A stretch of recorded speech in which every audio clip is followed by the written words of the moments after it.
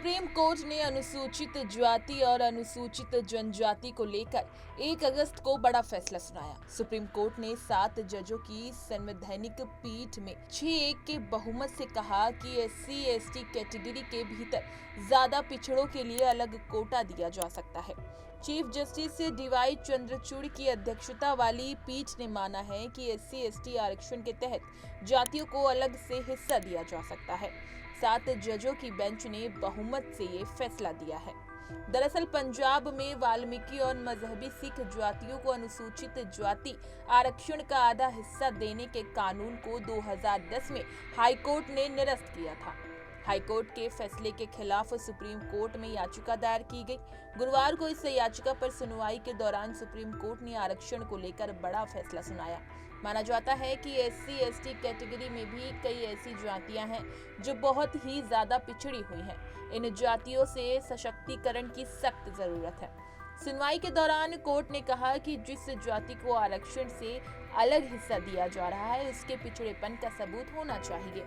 शिक्षा और नौकरी में उसके कम प्रतिनिधित्व के आधार पर दिया जा सकता है। सिर्फ किसी जाति की संख्या ज्यादा होने के आधार पर बनाना बिल्कुल गलत होगा। अदालत ने आगे कहा कि अनुसूचित जाति वर्ग एक समान नहीं है। कुछ जातियां ज्यादा पिछड़ी हुई हैं, उन्हें अवसर देना सही है। हमने इंदिरा साहनी फैसले में OBC के सब क्लासिफिकेशन की अनुमति दी। ये व्यवस्था अनुसूचित जाति के लिए भी लागू हो सकती है। सुप्रीम कोर्ट ने कहा कि कुछ अनुसूचित जातियों ने सदियों से एक दूसरी अनुसूचित जातियों की तुलना में ज्यादा भेदभाव सहा है। हालांकि हम फिर साफ करते हैं कि कोई राज्य अगर आरक्षण का वर्गीकरण करना चाहता है तो उससे पहले आंकड़े जुटाने होंगे।